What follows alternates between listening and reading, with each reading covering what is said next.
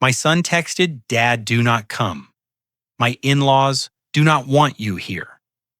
I was standing in front of my full-length mirror, already dressed in a charcoal suit that cost more than my son's first car, adjusting a silk tie, with hands that were still rough from 50 years of handling concrete and steel. On the bed behind me sat a velvet box containing a cashier's check for $500,000, a gift for the party. I had secretly paid $150,000 to organize. I did not cry. I did not call him back to beg for an invitation to my own son's rehearsal dinner. I just looked at my reflection, a 70-year-old man who built half the skyline of this city, and I made one single phone call that lasted 30 seconds. That call left everyone absolutely stunned and taught my son that you never bite the hand that feeds you. Before I tell you exactly what I said on that call and how the night ended in handcuffs and tears, please hit that like button and subscribe to the channel. Let me know in the comments where you are watching from and what time it is there right now. It means the world to this old builder to know my story is being heard. I sat down at my desk, the heavy, solid mahogany cool under my forearms. This desk was the first expensive thing I ever bought for myself. 30 years ago, a silent trophy from when Sullivan & Co. landed the contract to build the municipal stadium. The room was quiet, smelling of old paper and lemon polish. I uncapped my fountain pen, the weight of the gold barrel familiar and comforting in my grip. I looked down at the check in front of me. $500,000. The ink was still wet on the line. October 14th. It was a lot of money. To most people, it was a life-changing amount. To me, Thomas Sullivan, it was the dividends from a single quarter of a good year. But my son Brian did not know that. Brian thought this money represented my life savings. He thought his old man was scraping the bottom of his retirement fund to help him and his new bride start their life. I blew on the ink gently. This check was supposed to be the surprise highlight of tonight's rehearsal dinner at the Gilded Oak, the most exclusive country club in the state. I leaned back in my leather chair and looked at the framed photo on the corner of the desk. It was Brian at 7 years old holding a plastic hammer, wearing a hard hat that was 3 sizes too big. He looked so happy then, so eager to build things just like his dad. I sighed, the sound heavy in the empty room. Somewhere along the way, that eagerness had turned into a desperate need to please others, specifically to please Tiffany Harrington and her parents Richard and Cynthia. Brian had come to me 2 weeks ago, sweating through his shirt, asking for a loan. He called it an investment opportunity. He used buzzwords he had learned in business school, talking about leverage and equity. But I saw right through him. I saw the panic in his eyes. I knew he was trying to cover the lavish down payment on a house in the hills that the Harringtons insisted was the only suitable place for their daughter to live. I had told him I would think about it. This check was my answer. I was going to give it to him tonight, not as a loan, but as a gift, a fresh start. I stood up and walked to the window, looking out over the city lights. I remembered the day I officially stepped down as the public face of the company 5 years ago. I handed Brian the title of Director of Operations. I let him move into the corner office with the glass walls. I let him think he was running the show. It was my way of letting him feel like a man, like a leader. But what Brian never bothered to check, and what he certainly never told his fiancée, was that I retained 51% of the voting stock. I was retired on paper, but in reality, I was still the chairman of the board. I still approved every major acquisition. I still owned the buildings, the equipment, and the land. To Brian, and especially to the Harringtons, I was just a retired contractor living on a pension, driving a 10-year-old Ford pickup truck because I refused to buy a new one. They mistook my frugality for poverty. They mistook my silence for ignorance. I walked back to the desk to put the check into the silver gift box. That was when my phone buzzed against the hardwood. The screen lit up with a notification, a text message from Brian. I smiled instinctively. He was probably asking if I was on my way, or maybe asking me to bring that old bottle of scotch we used to share on special occasions. I picked up the phone, my reading glasses sliding down my nose. The smile died on my lips instantly. Dad, do not come. My in-laws do not want you here. I stared at the words. I read them again, thinking I must have misunderstood. Maybe it was a typo, maybe it was a joke. But the follow-up message came 3 seconds later, delivering the second blow. They have invited Senator Miller and some VIP investors. They think your style is a bit too blue-collar for the atmosphere they are trying to set. They are worried you might embarrass them. Please understand, Dad. I will send you pictures later. Love you. My hand did not shake. I did not throw the phone. A strange cold calm washed over me. The same calm I used to feel when a project was going off the rails and I had to step in to fix it. Blue collar embarrassed them. I looked down at my hands. Yes, they were calloused. There was a scar on my left thumb from a table saw accident in 1982. My knuckles were swollen from years of gripping trowels and hammers. These hands had poured the foundation of the very club where they were dining tonight. These hands had signed the checks that paid for the wine they were currently drinking, the Harringtons. Richard Harrington was a stockbroker who hadn't made a successful trade since the mid-90s. He was living on credit and past glories, driving a leased Bentley and wearing suits he couldn't afford to dry clean. And Cynthia, a woman who treated waiters like furniture. They thought I was the embarrassment, and my son my own flesh and blood. He had agreed to this. He had typed those words. He had chosen their hollow prestige over his own father's dignity. He was willing to banish me from a party I paid for just to keep his father-in-law happy. I sat the phone down gently. I could feel the anger simmering deep in my gut. But it wasn't the hot, explosive anger of a young man. It was the cold, hard resolve of an old wolf who has been bitten by a puppy. I picked up the check. $500. I looked at Brian's name written in my careful block handwriting. I thought about the house he wanted to buy. I thought about the way he looked at Tiffany like a dog waiting for a scrap of food. I did not rip the check, not yet.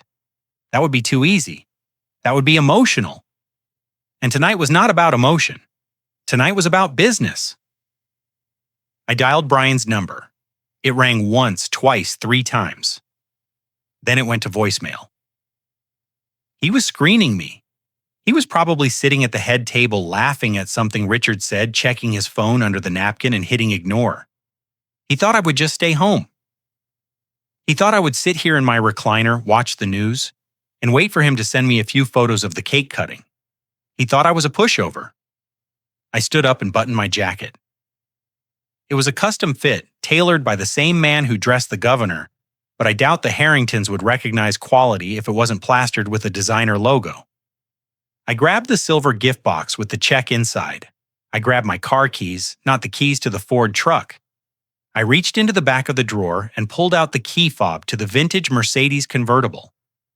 I kept under a tarp in the garage, the one I hadn't driven in 2 years.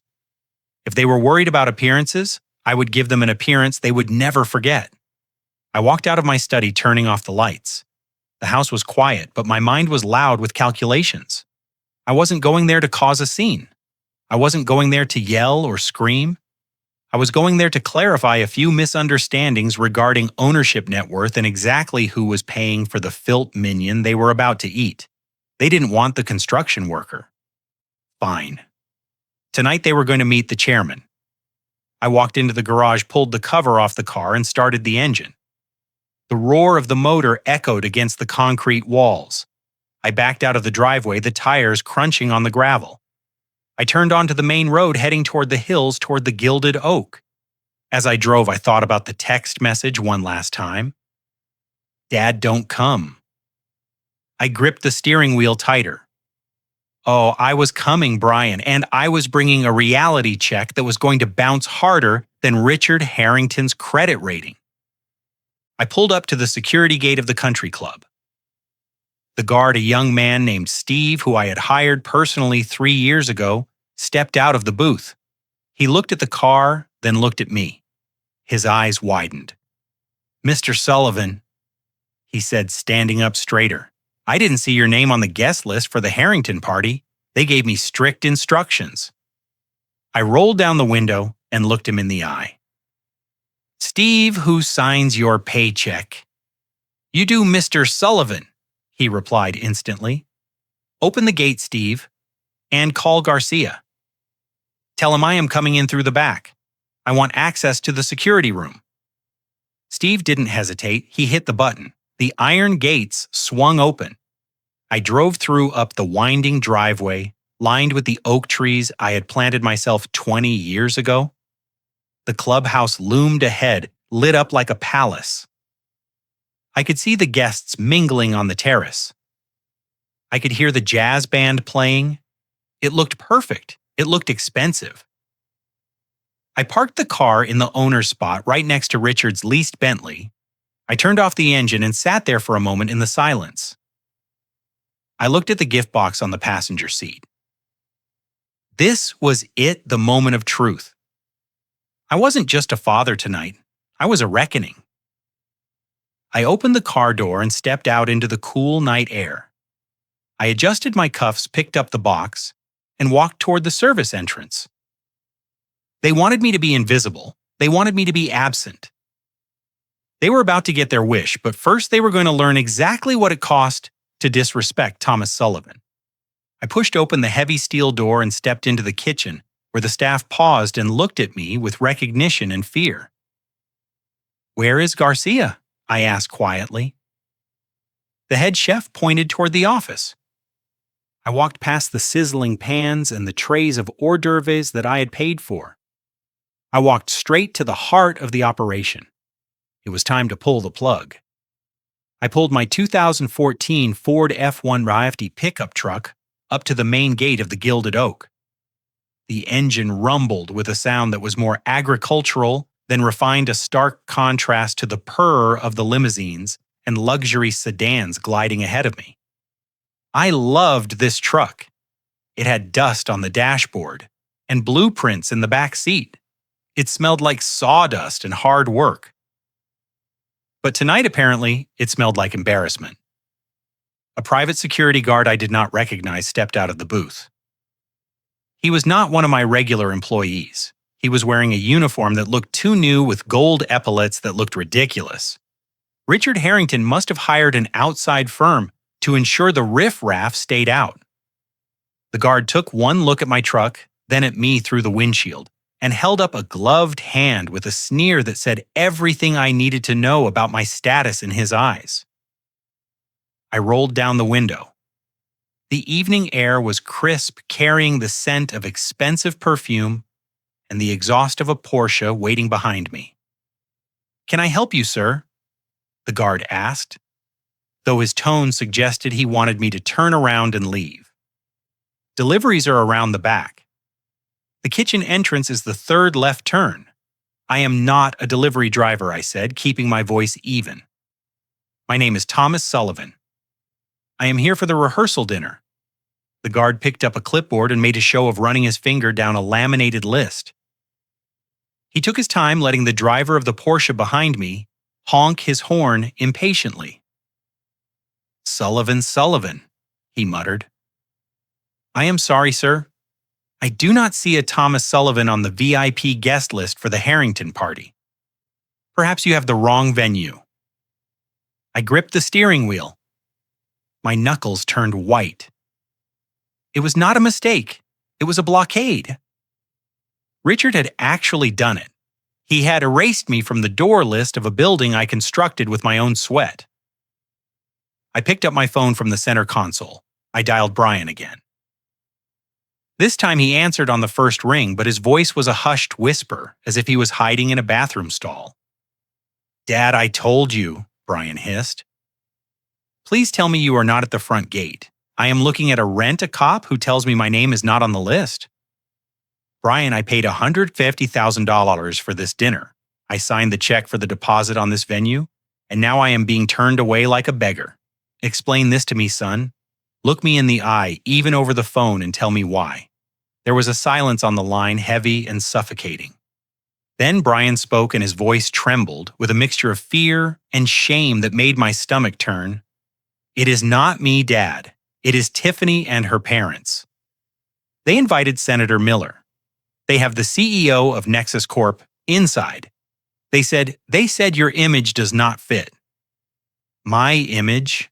I repeated, looking at my reflection in the rearview mirror. Yes.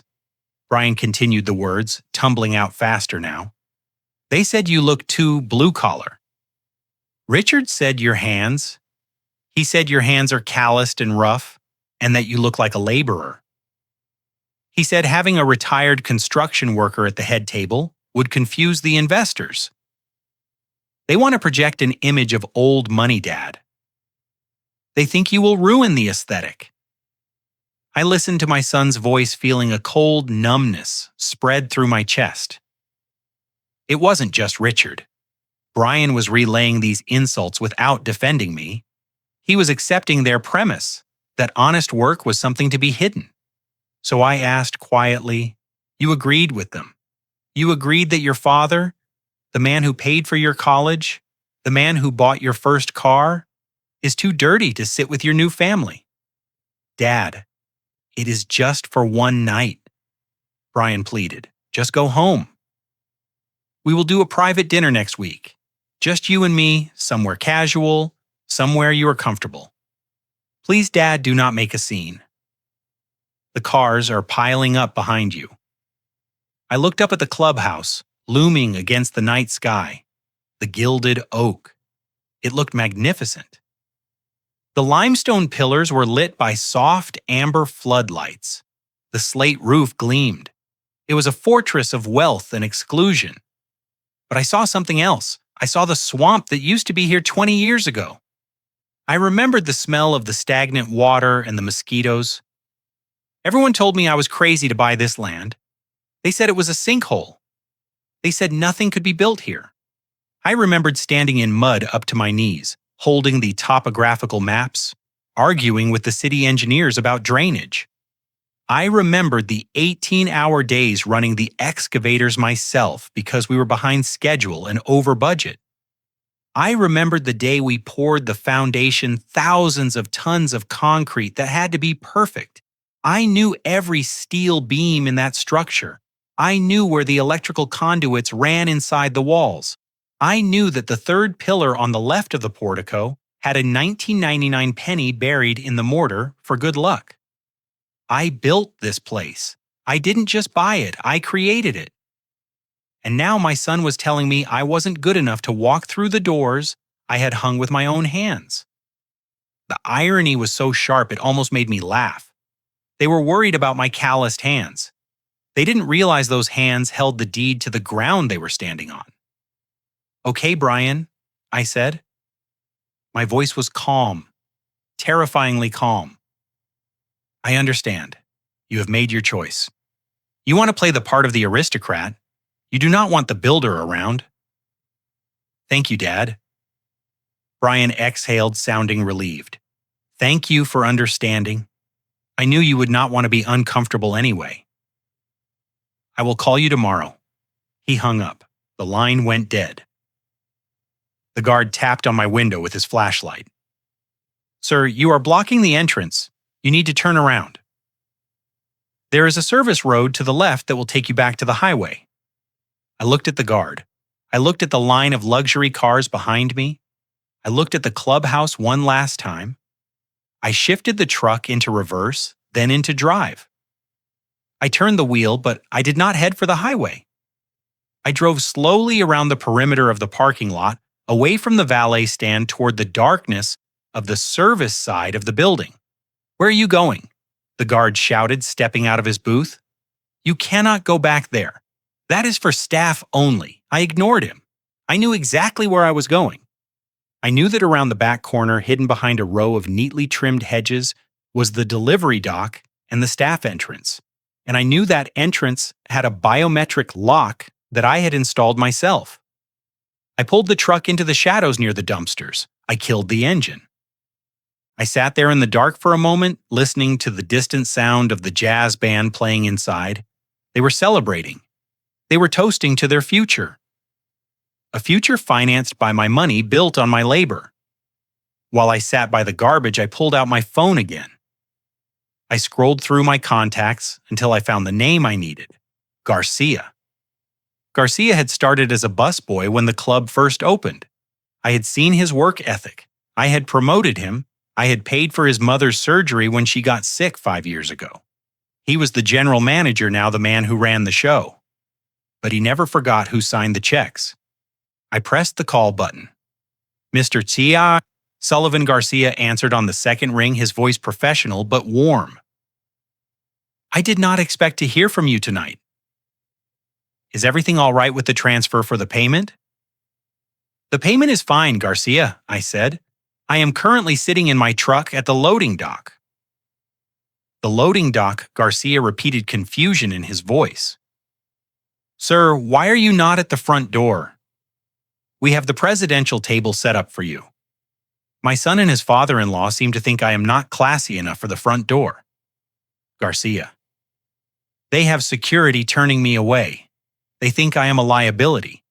There was a moment of stunned silence on the other end. Then Garcia's voice dropped an octave, turning cold and serious. Mr. Harrington ordered this. Yes, I said, and my son went along with it. Mr. Sullivan Garcia said I will come out there right now personally. I will escort you through the front door and I will throw anyone who disrespects you out on the street. Just say the word. No, Garcia, I said, not yet. No, Garcia, yeah. I do not want to make a scene at the door. I want to see exactly what I paid for. I want to see what they are saying when they think I am not around.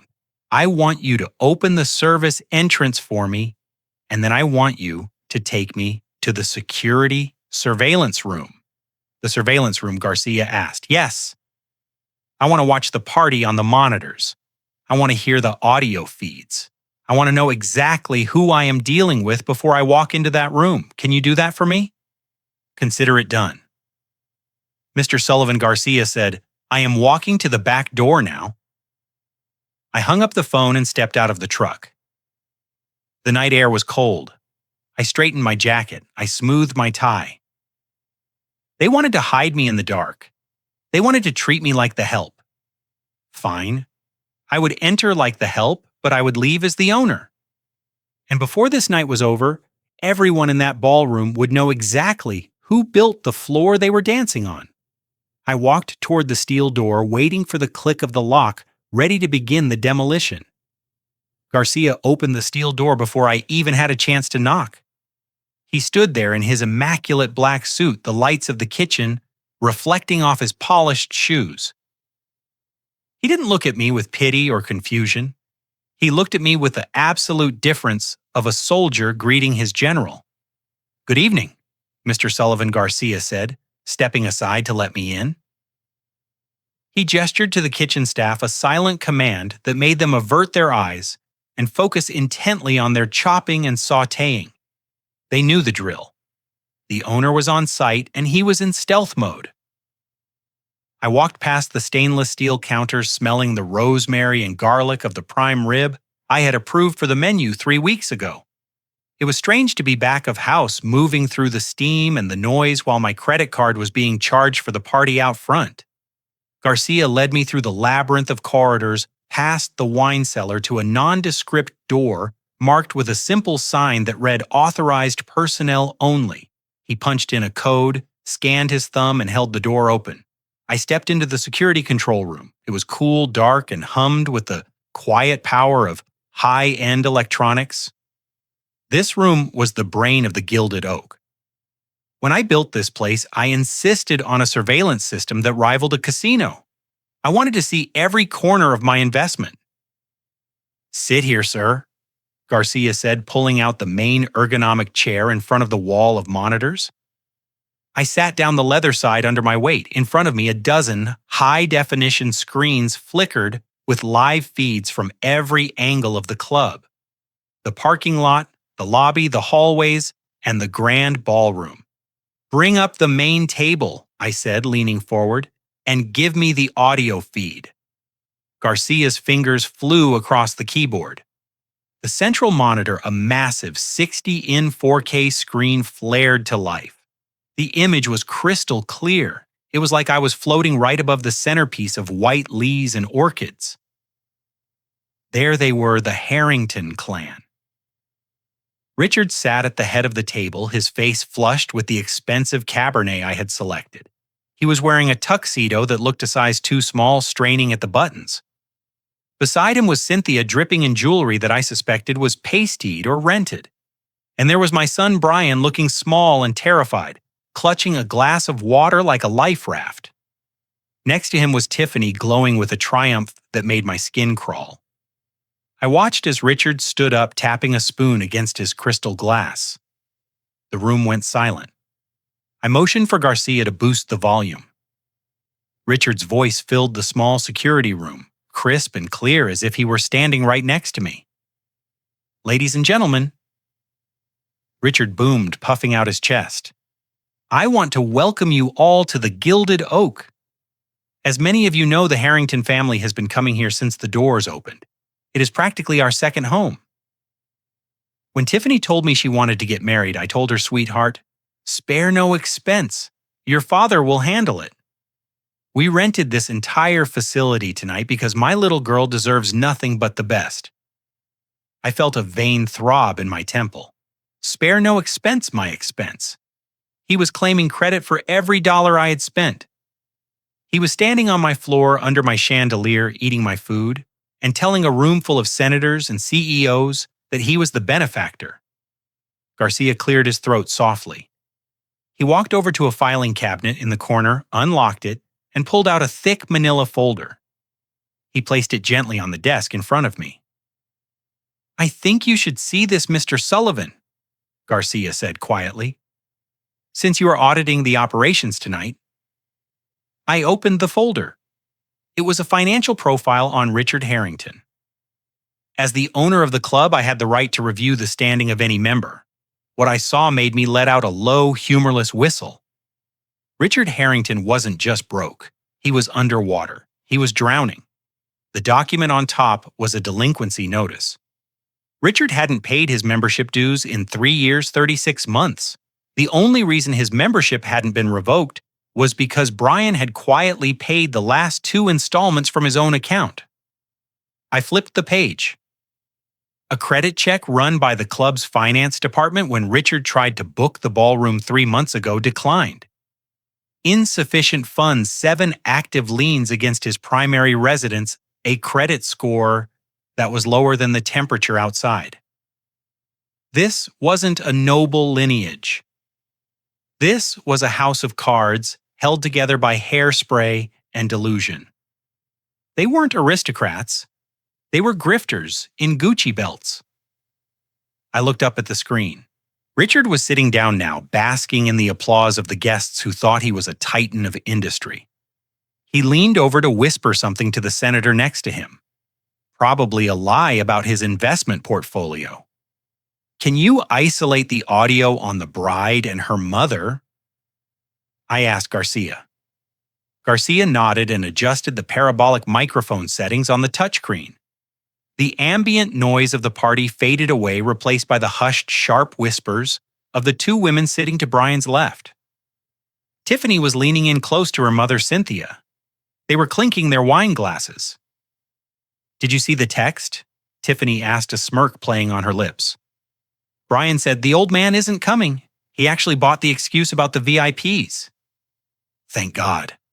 Cynthia sighed, taking a long sip of wine.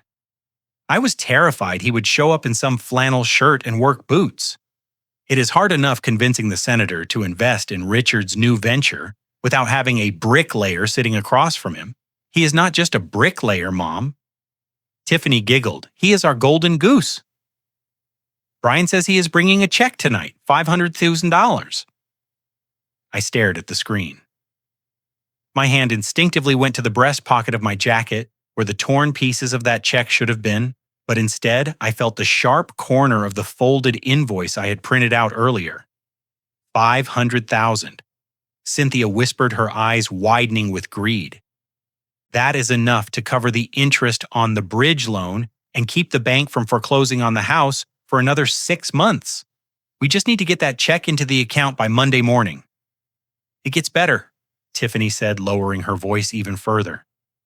I leaned in closer to the speaker, my breath hitching in my throat. "Brian signed the prenup exactly the way Daddy wrote it up," Tiffany said. "He didn't even have a lawyer look at it. He thinks it is just standard procedure. Once we get the money and the wedding is official, his assets merge with ours. We can use his credit line to refinance the debt." "And what about the old man?" Cynthia asked. "He is going to be a problem eventually. He controls the son too much." "Don't worry about him," Tiffany said, her voice turning icy and cruel. "Once we secure the funds and the marriage license is signed, I am going to have Brian work on him. We will say he is getting senile. Forgetting things, acting erratic. Brian is so soft he will believe it if I say it enough times. We can probably get power of attorney within a year. Then we put him in that facility upstate, the one with the high walls. He won't be bothering us at the country club." Then the room seemed to tilt.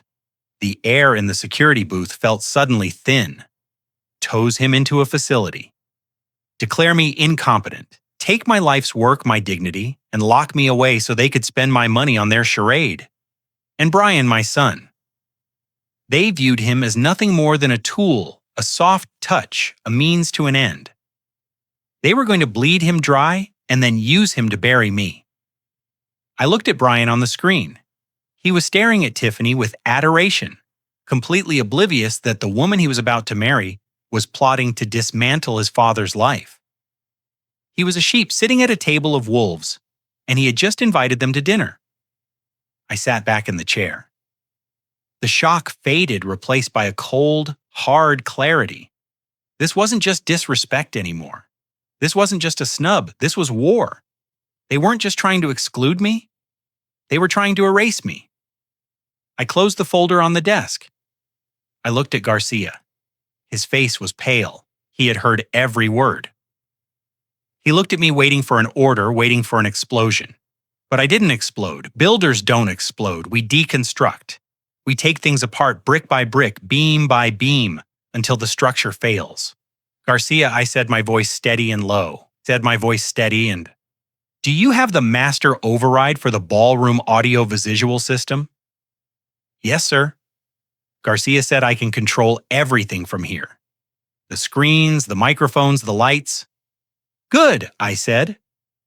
"And do we still have that policy regarding members who are more than 90 days delinquent on their dues?" "Yes, sir." Garcia replied, a small, grim smile touching his lips.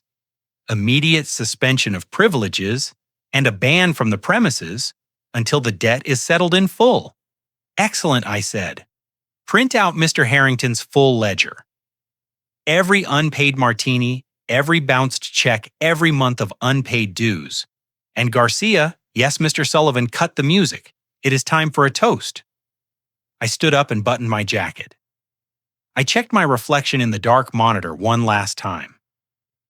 The old man in the flannel shirt wasn't coming to dinner. The owner was coming, and he was bringing the eviction notice. I turned and walked out of the security room, heading toward the service corridor that led directly to the stage entrance of the ballroom. The wolves were eating, and I was about to flip the table. I stopped with my hand on the door knob of the security room. I was ready to walk out there and end this charade, but Garcia called out to me. His voice was urgent, shaking me from my momentum. "Mr. Sullivan," he said, "you need to see this." "Wait." I turned back. Garcia was pointing at the main monitor. On the screen, the camera had zoomed in automatically on my son Brian. He wasn't looking down at the table anymore. He wasn't looking terrified. He was leaning back in his chair, swirling his wine, a look of arrogant confidence on his face that I did not recognize. It was a look that didn't belong to the boy I raised. It belonged to a stranger. I walked back to the console and leaned in, my eyes fixed on the screen. Richard Harrington was laughing, patting Brian on the back. Brian Richards said, his voice oozing with that fake camaraderie I despised. "Once we get this check, we are in the clear for a few months. But we need a long-term solution. Your father's assets are substantial. But if he is as stubborn as you say, accessing the real capital might be difficult while he is still lucid. I watched Brian. I waited for him to defend me. I waited for him to say that I was sharp as a tack, that I still ran circles around men half my age, that I was the one who taught him everything he knew. I waited for my son to be a man. Instead, Brian chuckled. It was a dry, dismissive sound. "Do not worry about the old man," Richard Bryan said. He waved his hand dismissively in the air. "Dad is losing it. He is practically senile these days. Half the time I do not think he knows what day of the week it is. He just sits in that house watching old westerns." My breath caught in my throat. Senile losing it. I ran a multi-million-dollar corporation from my home office. I tracked market trends daily. I knew the price of steel in Shanghai before Brian had even had his morning coffee. But to him, my silence was sill. My trust was weakness. Brian leaned in closer to the center of the table, lowering his voice, but the high-tech microphones picked up every syllable with devastating clarity. "He trusts me implicitly." Brian continued a smirk playing on his lips. "He signs whatever I put in front of him. He does not even read the documents anymore. He just looks at me with those tired eyes and signs on the dotted line." Tiffany giggled, stroking Brian's arm. "That is so smart, baby." "It is better than smart," Brian said. "It is done. I already have the papers prepared for the house, transfer the deed to the estate. I slipped it into a stack of insurance renewals last week. He thinks he was signing off on flood coverage. Once I file those papers on Monday morning, the house is in my name. We can leverage the equity immediately. That is another $3 million easy." I felt like I had been punched in the solar plexus. The room swam for a second. I had to grip the edge of the desk to keep from falling. He wasn't just letting them insult me. He wasn't just borrowing money to impress them. He was stealing my home. He was stealing the house where he grew up. The house where his mother died, the house I built with my own hands for our family. He had looked me in the face, handed me a stack of papers, and lied to me, banking on the idea that I was too old and stupid to catch him. I remembered that day last week. He had come over for coffee. He had seemed helpful, organized. "Dad, just some paperwork for the property insurance," he had said. I had signed it because I trusted him. Because fathers are supposed to trust their sons. I had nursed a viper in my bosom. I had raised a boy, given him every opportunity, handed him a career, and in return, he was plotting to leave me homeless to fund his father-in-law's gambling debts. The sadness I had felt earlier evaporated. It was replaced by a cold, white-hot clarity. The father in me died in that moment, right there in the security room. The man who remained was the CEO, the builder, who knew that when a foundation is rotten, you don't patch it, you tear it down. I reached into my inside pocket and pulled out my phone. My hands were steady now, deadly steady. I scrolled past Brian's name. I scrolled past the family contacts. I stopped on a name that struck fear into the hearts of contractors and city inspectors alike. Ben Stone, my personal attorney, the man who knew where all the bodies were buried because he had dug the holes. I pressed call.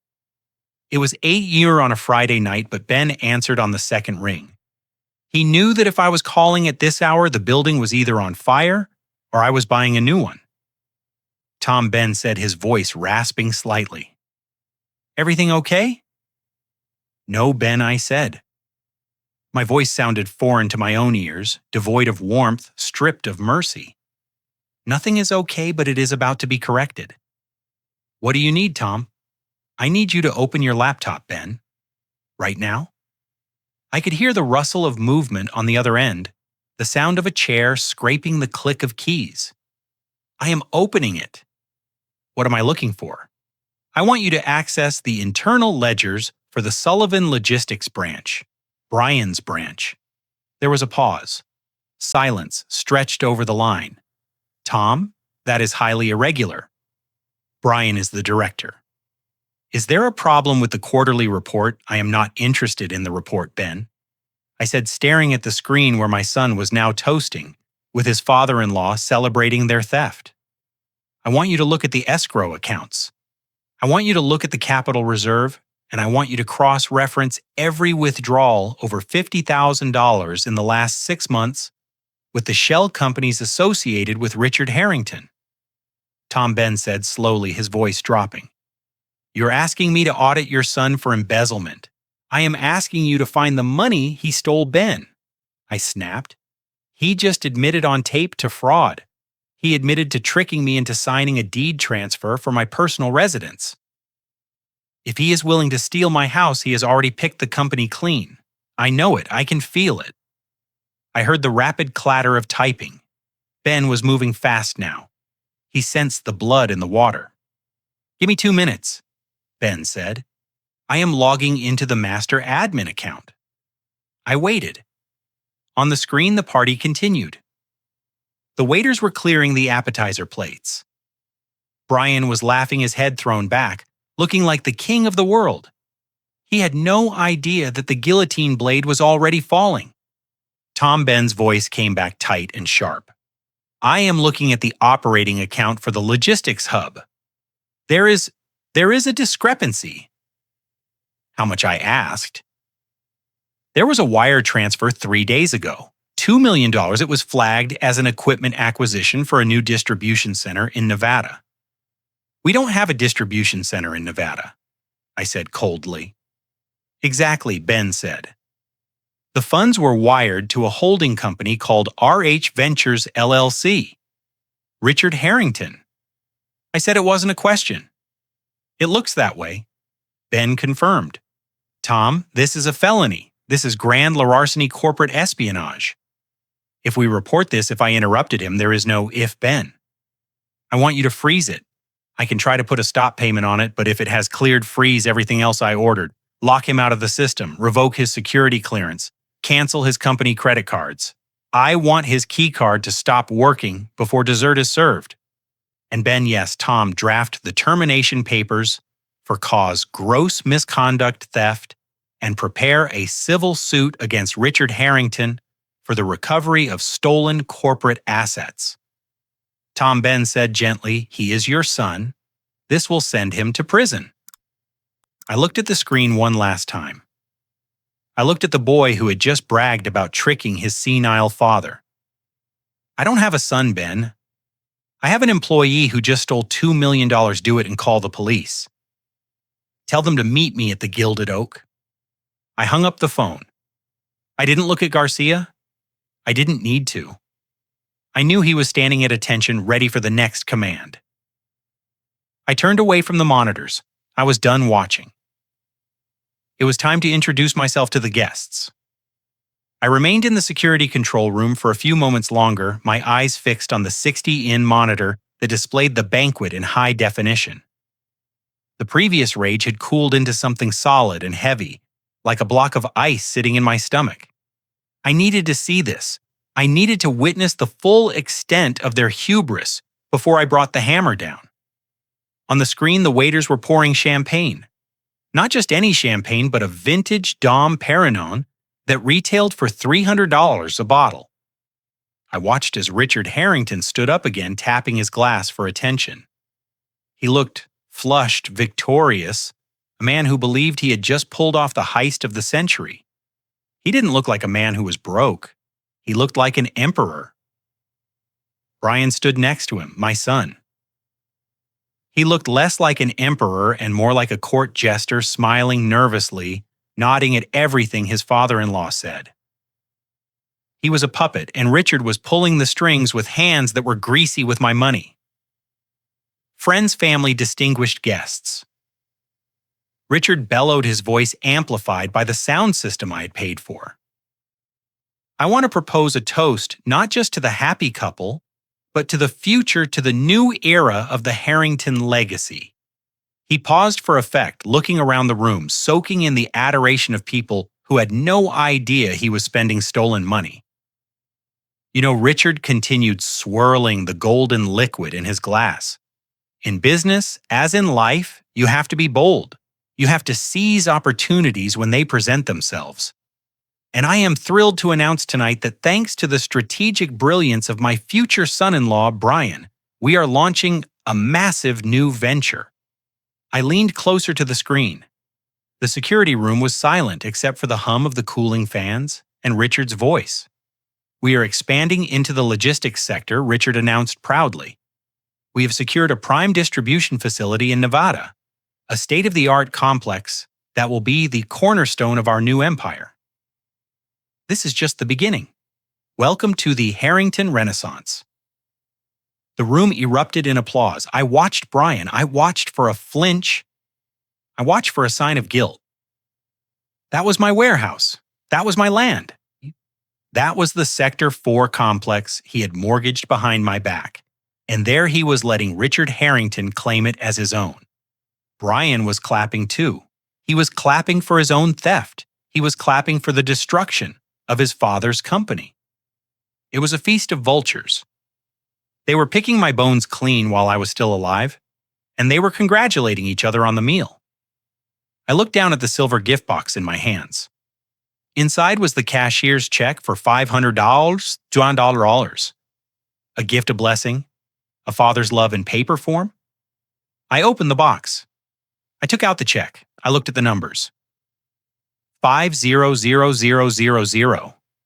I thought about the hours I had worked to earn that money.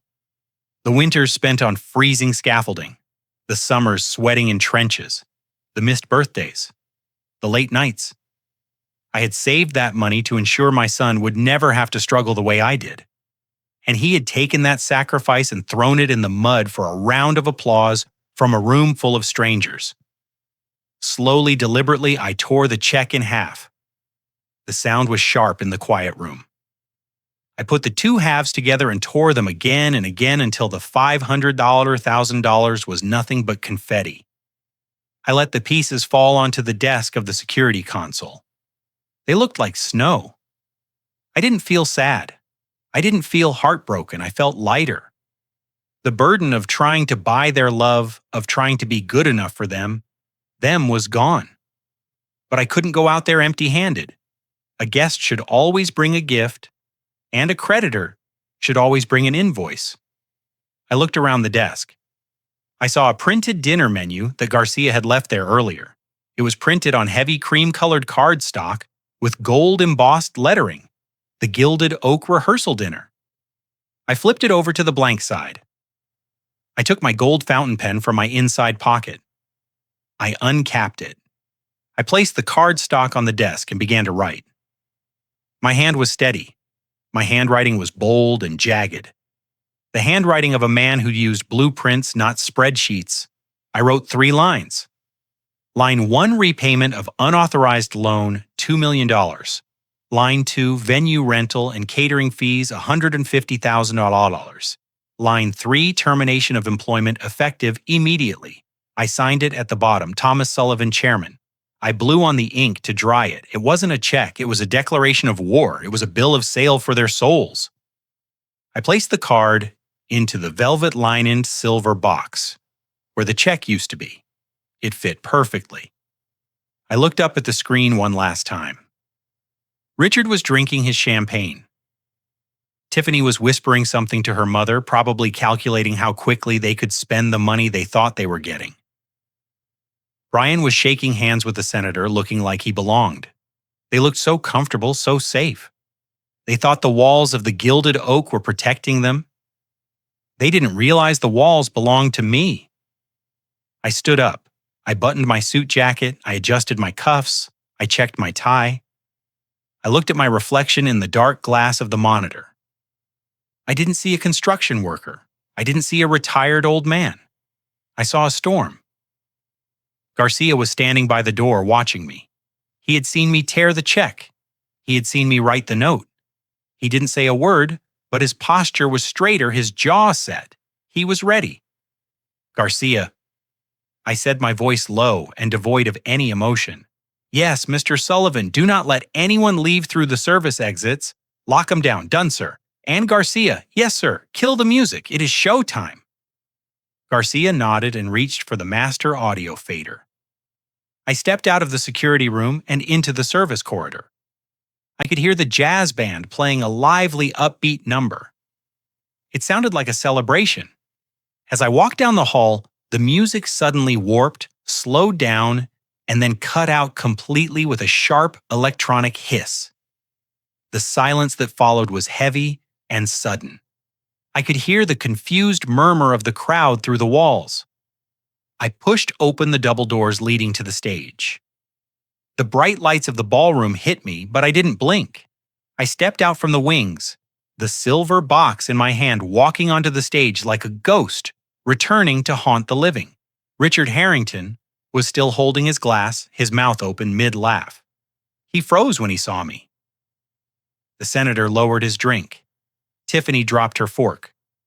It clattered loudly against the china. And Brian, my son. He looked at me, and for a second, he looked like that little boy in the hard hat again. But then the fear took over. Pure, unadulterated terror, because he knew. He knew the man walking toward him wasn't the dad who signed permission slips. It was the man who poured concrete over his problems. I walked to the center of the stage. The house lights were blinding, but I could see them all, every single one of them. I didn't smile, I didn't wave, I just stood there letting the silence stretch until it was painful. Until they were squirming in their seats. I looked directly at Richard Harrington. I heard you were toasting to your new empire, Richard. I said, my voice booming without a microphone in the dead silent room. I thought I would come down here and personally collect the rent. I stood center stage under the unforgiving glare of the house lights, looking down at the people who had spent the last 3 hours drinking my wine and laughing at my expense. The silence in the ballroom was absolute. It was not the respectful silence of an audience waiting for a speech. It was the suffocating, heavy silence of a disaster unfolding in real time. A few moments ago, this room had been filled with the warm glow of candlelight and the soft hum of jazz.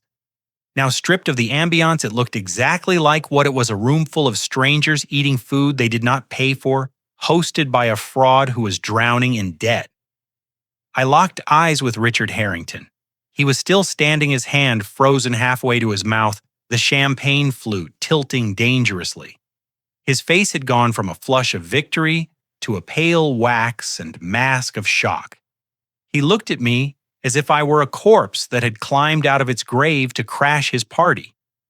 Beside him, the senator lowered his glass, his politician's instincts kicking in, sensing that the wind had just changed direction violently. I did not say a word, I just let them look at me. I let them see the custom charcoal suit that fit me perfectly. I let them see the silk tie. I let them see the silver gift box in my hand. But mostly I let them see my face. I wasn't the smiling, accommodating father they were used to. I wasn't the quiet old man who sat in the corner at Thanksgiving. I was the man who had negotiated contracts with unions and city councils. I was the man who had fired incompetent foremen without blinking. I was the man who built things that lasted and destroyed things that were structurally unsound. Tiffany was the first to break the silence. She stood up so abruptly that her chair scraped violently against the hardwood floor, a screeching sound that made half the room whistle. She looked deranged. Her perfect bridal makeup was contorted by a mixture of entitlement and fury. "Get out!" she screamed, her voice shrill and piercing. "Who let him in? Brian, do something. He is ruining everything." She pointed a manicured finger at me, her hand shaking with rage. "This is a private event. You are trespassing. Get security. Get him out of here right now." I looked at Brian, my son.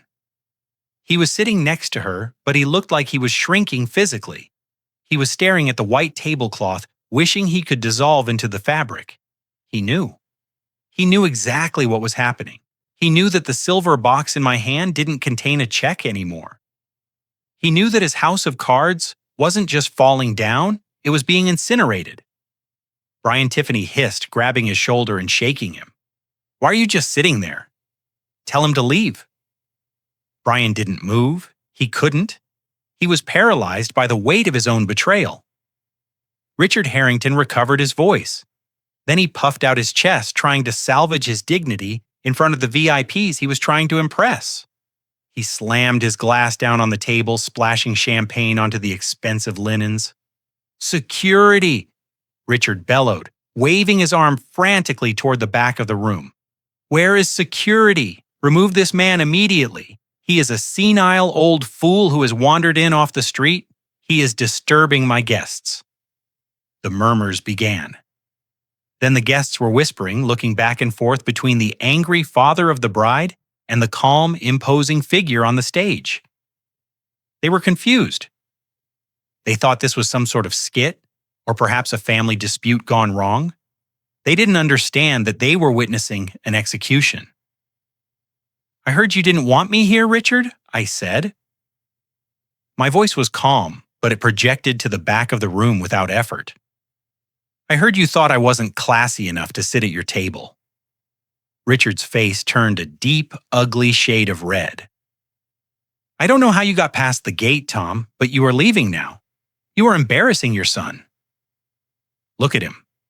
You are humiliating him on his wedding weekend." I looked at Brian again. He finally looked up, his eyes wet with tears of terror. "I am not the one humiliating him, Richard," I said. "I am the one saving him from a lifetime of being your ATM." That was the last straw for Richard. He turned to the side of the room where a group of uniformed men had just entered through the double doors. These were not the hired security guards from the front gate. These were my men, the internal security team for the Gilded Oak. Men I had hired, men I had trained. Men who knew exactly who signed their paychecks. "Officers!"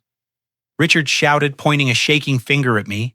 "Arrest that man. He is trespassing. Drag him off this stage and throw him in the street." The guests gasped. The senator looked ready to crawl under the table. Tiffany was smirking now, arms crossed, waiting to see me manhandled and humiliated. She wanted to see the old bricklayer thrown out with the trash. The 4 guards marched down the center aisle. Their boots thudded heavily on the floor in perfect unison. They didn't look at the guests. They didn't look at Richard. They walked with a purpose that made the air in the room feel thin. Richard smiled. He thought they were coming for me. He thought his command held weight because he was wearing a tuxedo and standing at the head table. He didn't realize that in this building, his voice was nothing more than noise. The guards reached the stage. They walked up the stairs, 2 on the left, 2 on the right. Richard's smile widened. "Get him out of here," Richard sneered. But the guards didn't grab me. They didn't touch me. Instead, they walked past me and turned around to face the crowd.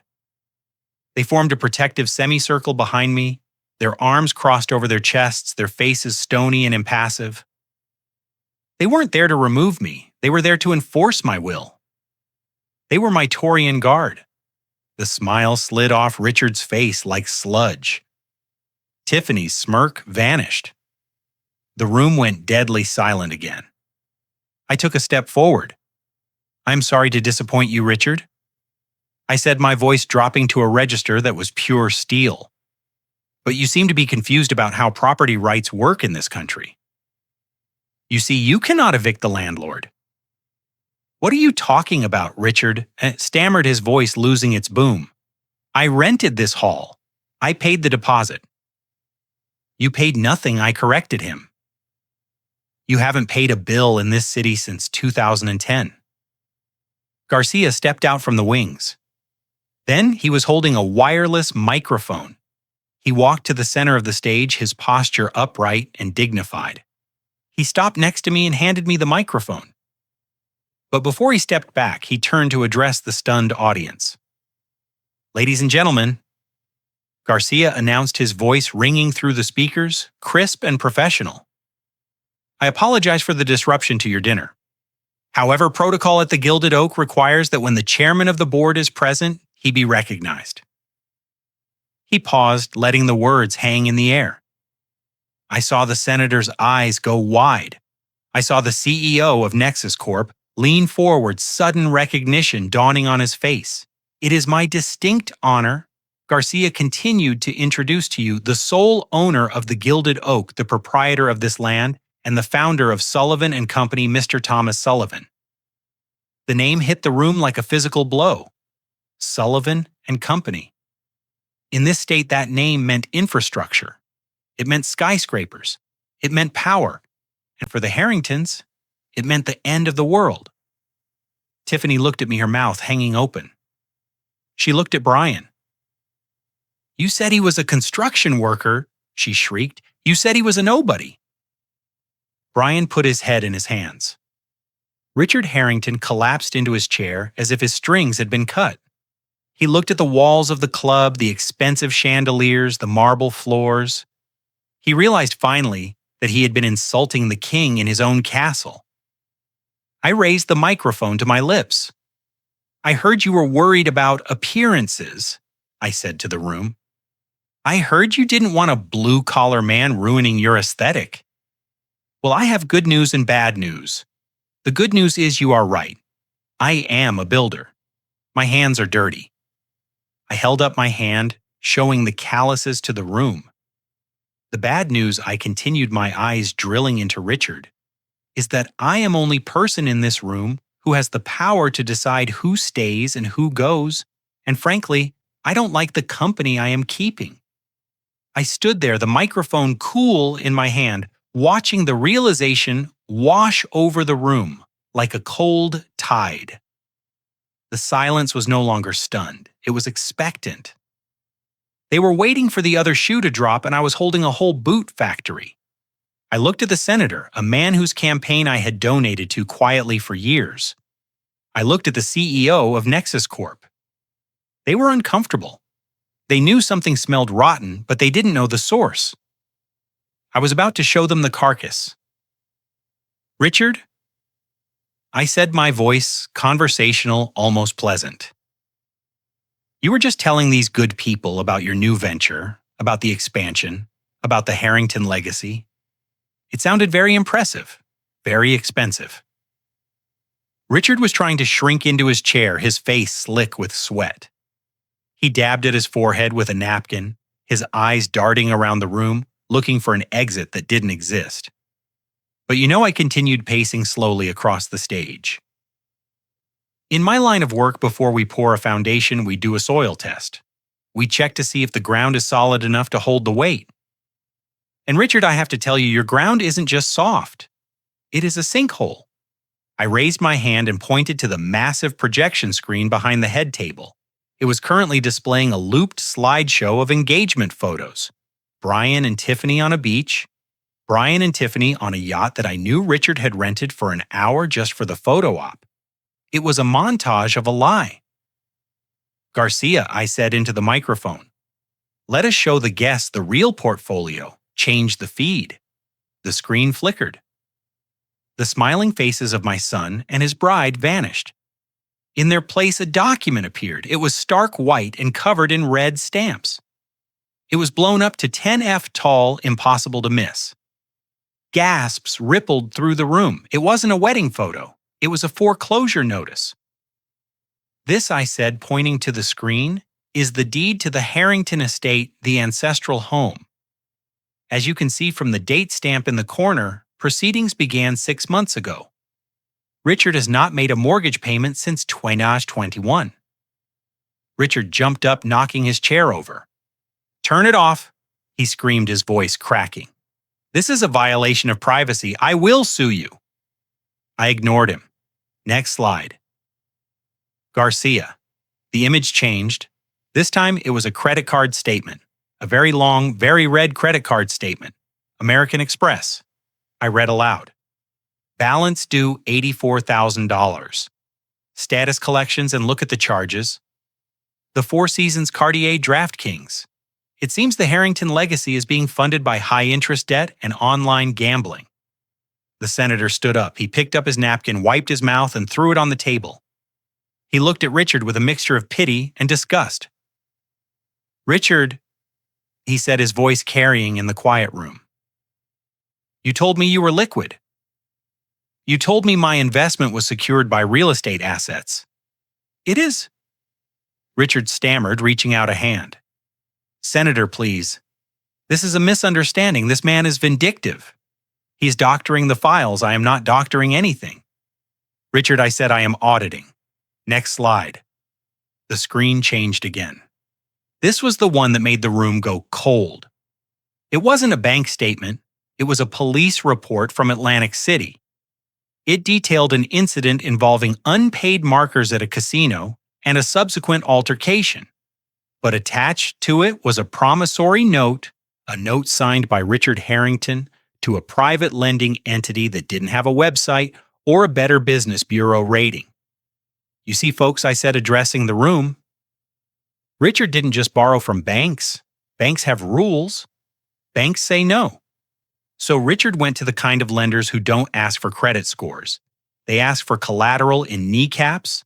That is a $200,000 loan from what the police politely call an unbanked entity. That is loan shark money, Richard.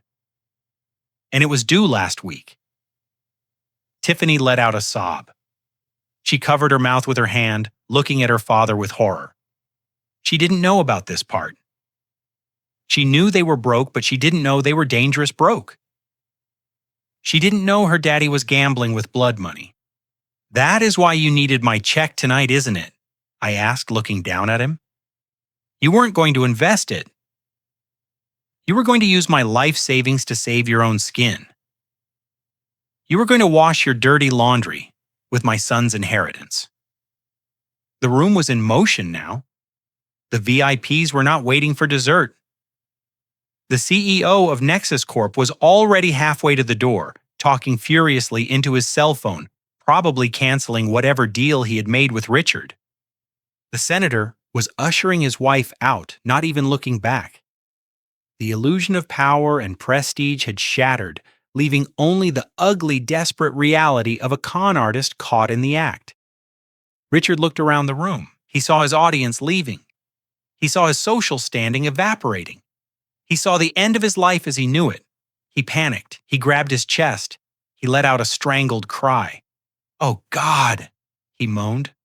"My heart, I can't breathe." He collapsed onto the floor. It was a theatrical fall, a little too slow, a little too controlled. He landed on the expensive rug, clutching his tuxedo shirt, gasping for air. Daddy Tiffany screamed, rushing to his side. She fell to her knees. "Somebody help him." "Call 911. He is having a heart attack." Cynthia was fanning him with a menu, looking around wildly. "You killed him!" she shrieked at me. "You killed my husband." The room hesitated. Even the people leaving stopped. A heart attack was serious. A heart attack demanded sympathy. I watched from the stage. I didn't move. I didn't call for a medic. I just watched Richard writhing on the floor, putting on the performance of a lifetime. "Garcia," I said, calmly into the microphone. "Do not call an ambulance." The room turned to look at me. I saw shock on their faces. They thought I was a monster. They thought I was letting a man die. I walked down the stairs from the stage. I walked slowly, deliberately, until I was standing right over Richard. He was groaning, his eyes squeezed shut, but I noticed his color was fine. He wasn't sweating. His breathing was rhythmic, not erratic. "Get up, Richard," I said. My voice was flat, cold. He groaned louder. "My chest," he whispered. "The pain." I leaned down close to his ear, but I kept the microphone near my mouth so everyone could hear. "I know you are faking it, Richard. And I know why. You think an ambulance ride will get you out of here without having to answer any more questions? You think a hospital bed is a sanctuary?" I stood up straight and addressed the room. His health insurance policy with Blue Cross was canceled 45 days ago for non-payment. I announced I saw the notice in his file. "If you call an ambulance now, Richard, they will take you to the county hospital. And since you have no coverage and no credit, they will stabilize you and bill you. And when they realize you are faking it, they will discharge you right into the waiting arms of the police officers my lawyer just called." Richard's groans stopped abruptly. His eyes snapped open.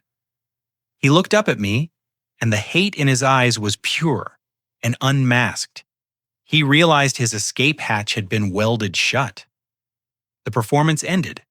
He scrambled to his feet, dusting off his tuxedo, his face flushing with humiliation. The guests who had stayed to watch the drama now looked at him with utter contempt. Faking a heart attack was a new low even for him. "You are a monster," Richard spat at me. "No, Richard," I said, "I am just the auditor, and the audit is finished. You are bankrupt. You are a fraud, and you are trespassing on my property." I turned my back on him. He wasn't worth another second of my time. He was a ghost, a bad memory. I turned my attention to the person who actually mattered.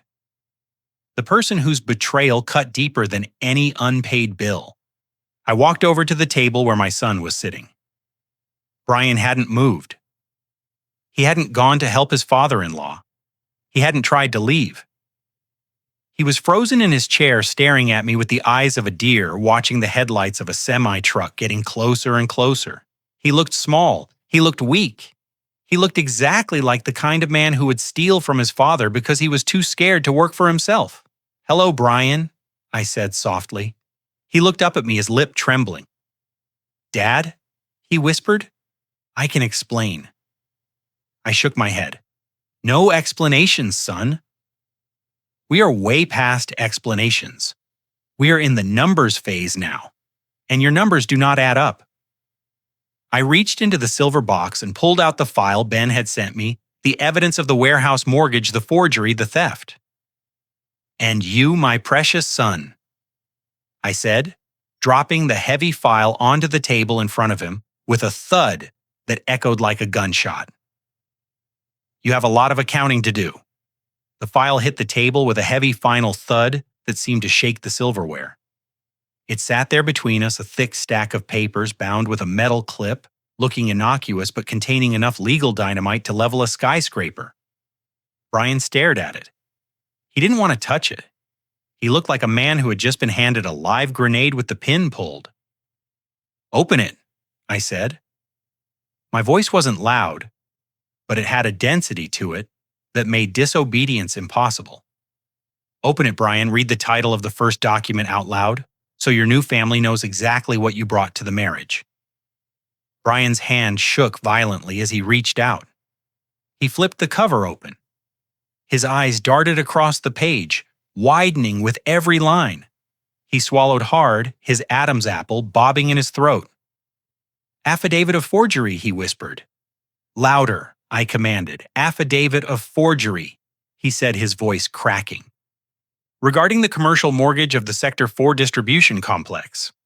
"That is right," I said, leaning over the table, placing my hands flat on the white linen. $2 million, Brian, $2 million. You stole the deed to my most valuable property. You forged my digital signature. You mortgaged the ground under my feet. And for what? To pay off your father-in-law's gambling debts, to buy a seat at a table where you were the main course." I looked at Tiffany. She was staring at the file, her mind racing, calculating the damage. She wasn't looking at Brian with concern. She wasn't worried about his legal trouble. She was worried about the math. "You told me he signed it over?" Tiffany said, her voice dripping with venom. "You told me the transfer was legal. You said we had the equity. I thought I could fix it." Brian stammered, looking between me and her, desperate for an ally and finding none. "I was going to pay it back, Dad, I swear, once the investment paid off." "There was no investment, Brian." I roared, slamming my fist onto the table. The sudden violence of the movement made him flinch back. There was no business venture. There was only a black hole of debt called Richard Harrington. You threw my money into a fire hoping it would keep you warm. You stole from the man who raised you to feed the man who despises you. I reached into the box and pulled out another sheet of paper. It was a print out of the wire transfer. Look at the beneficiary, Brian. RH Ventures, a shell company. You didn't even try to hide it. You were so arrogant, so sure that I was just a senile old bricklayer who wouldn't notice a $2 million hole in his ledger You thought I was stupid. No, Dad. Never. Brian cried, tears streaming down his face now. I wanted to be someone. I wanted to be on their level. You wanted to be on their level. I repeated, gesturing to Richard, who was still dusting off his knees, looking sullen and trapped. Well, congratulations, son. You made it. You are a fraud. You are a liar, and you are broke. You fit right in. Brian slid out of his chair. He didn't stand up. He sank down. He fell to his knees on the hardwood floor of the stage right in front of me. He grabbed the hem of my jacket, clutching the fabric like a drowning man clutching a rope. It was a pathetic sight. My son, the director, the MBA, the future of my company, groveling on the floor in a tuxedo that I paid for. Dad, please, he sobbed. I am sorry. I will do anything. I will sign whatever you want. Just don't do this. Don't ruin me. I looked down at him. I tried to find a spark of pity in my heart. I tried to remember the little boy who used to fall asleep on my shoulder after a long day. But all I could see was the man who had laughed while calling me incompetent. All I could see was the signature on the mortgage documents that put my employees' livelihoods at risk. You ruined yourself, Brian, I said coldly, pulling my jacket from his grip. You did this. Every signature, every lie, every stolen dollar. Stolen. That was you. You built this prison brick by brick, and now you have to live in it. Tiffany stood up slowly. She looked down at Brian, who was weeping at my feet. The look on her face was not one of heartbreak. It was a look of pure, unadulterated disgust. It was the look one gives to a piece of meat that has gone rotten. She realized in that moment that the golden ticket she thought she had punched was void. There was no inheritance. There was no warehouse. There was no prestige. There was only a crying man who was about to be a felon. You are pathetic, Tiffany spat. Her voice was ice cold. You lied to me. You said you were a partner. You said you controlled the assets. You are nothing but a thief. Brian looked up at her, his face streaked with tears and snot. Tiff, please, we can figure this out. She laughed a harsh, ugly sound. There is no we. I am not marrying an embezzler. I am not marrying a man who has to beg his daddy for mercy on his knees. My mother was right. You are trash. She turned her back on him. She didn't even look at me. She just walked away, stepping over the train of her wedding dress, heading for the exit without a backward glance. The room was silent save for Brian's jagged breathing. The guests who remained were frozen, witnessing the total disintegration of a family. It was a tragedy, but it was a necessary one. The rot had to be cut out. And then cutting through the silence came the sound I had been waiting for. Sirens. At first it was a distant wail rising and falling in the night air. Then it grew louder, closer, more insistent. Blue and red lights began to flash against the high windows of the ballroom, casting chaotic shadows across the floor. The cavalry had arrived. The double doors at the back of the room burst open, but it wasn't a waiter, it wasn't a guest, it was Ben Stone, my lawyer. He looked grim, his face set in a hard line. He was carrying a briefcase in one hand and a stack of files in the other. Flanking him were two uniformed police officers and two men in plain suits, who had the distinct, serious look of economic crimes detectives. Ben walked down the center aisle. The crowd parted for him like the Red Sea. He didn't look left or right. He walked straight to the stage. He walked straight to me. He stopped at the edge of the platform and looked at Brian, who was still kneeling, his head bowed in defeat. Ben sighed a sound of deep regret, but he didn't hesitate. He looked up at me and nodded. It is done, Tom, Ben said quietly. The judge signed the warrant. The bank confirmed the forgery. I nodded back. Thank you, Ben. The metallic ratchet of the handcuffs tightening around my son's wrists was a sound that seemed to suck the remaining air out of the ballroom.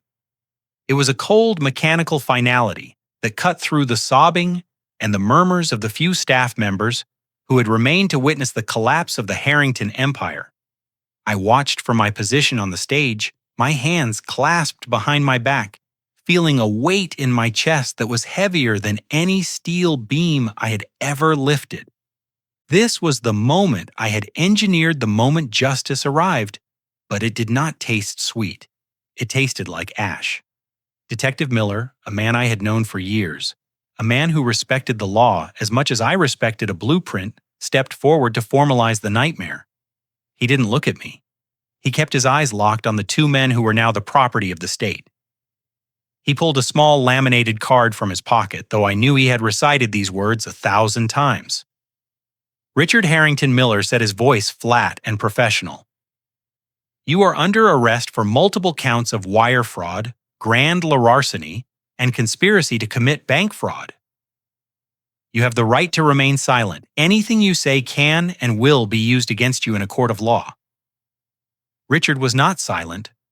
He was babbling a stream of desperate, nonsensical denials that spilled from his lips like water from a broken pipe. He looked at the officers, then at me, then at the empty tables where his prestigious guests had been sitting just minutes ago. This is a mistake.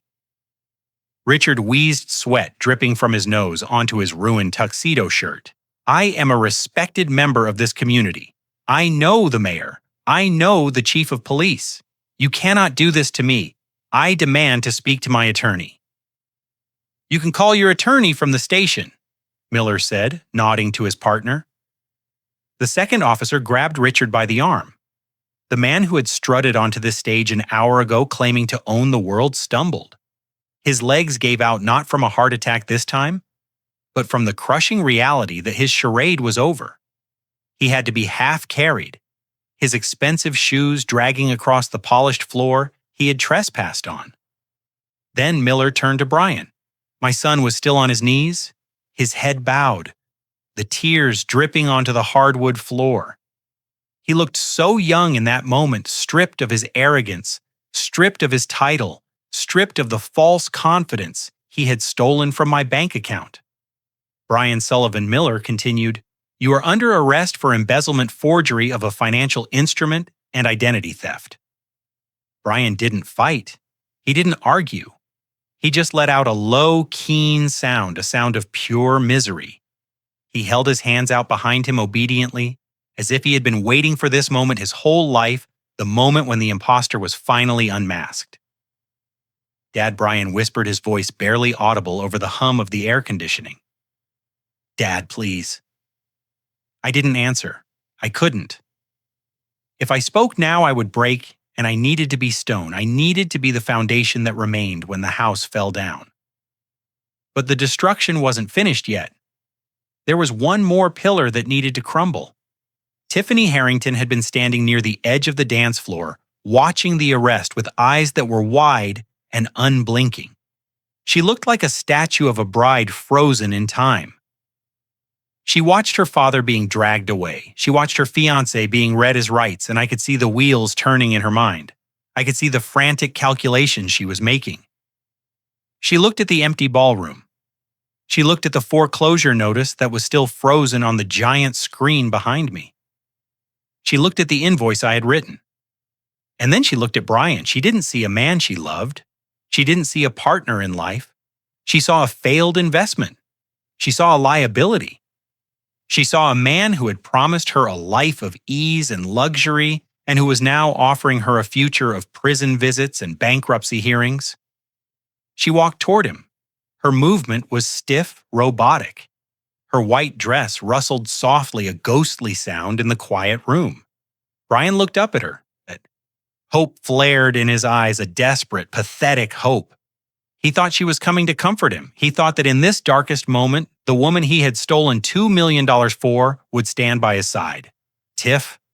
Brian choked out. I am so sorry. I can fix this, I promise. Tiffany stopped 2 feet away from him. She looked down at him with a gaze that could have frozen the sun. Fix it.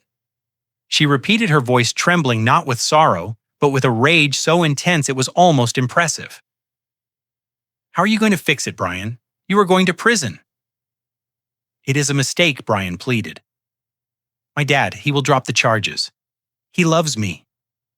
Tiffany laughed. It was a sharp barking sound that had no humor in it. He hates you, Brian. He hates you because you are a thief. And I hate you because you are a liar. She reached for her left hand. She grabbed the diamond engagement ring, the ring Brian had bought with a credit card I had paid off 3 times. She yanked it off her finger. You told me you were a partner. She screamed, her composure shattering completely. You told me you ran the company. You told me you had millions in assets. You sat there at dinner and let my parents brag about your money when you knew you were nothing but a glorified secretary stealing from his daddy. Tiffany, please. Brian sobbed. I did it for us. For us, she shrieked. There is no us. I am a Harrington. We might be broke, but we are not felons. I am not going to be the wife of a convict. I am not going to wait for you. She drew her arm back and threw the ring. It hit Brian square in the forehead, a hard metallic impact that left a red mark instantly. The diamond bounced off his face and skittered across the floor, spinning and sparkling under the harsh house lights until it came to rest near my feet. You are a fraud, Tiffany spat. You are a loser and you are poor. That is the worst part, Brian. You are poor. She turned around her veil, whipping through the air. She didn't look at her mother, who was weeping silently at a table. She didn't look at her father, who was being hauled out the side door. She just walked away. She walked toward the main exit, her heels clicking a staccato rhythm of abandonment. She was cutting her losses. She was a rat fleeing a sinking ship, and she didn't care who drowned as long as she stayed dry. Brian watched her go. His body slumped. The last bit of fight left him. He was alone. Truly, completely alone. The officers pulled him to his feet. He stumbled, his legs numb.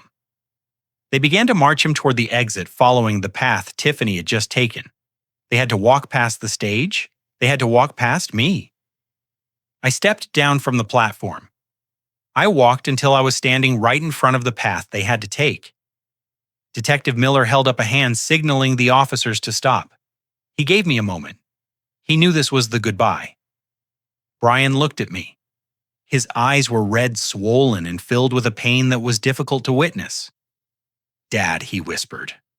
Why are you doing this? I am your son. I looked at him. I looked at the handcuffs cutting into his wrists. I looked at the tuxedo that I had paid for.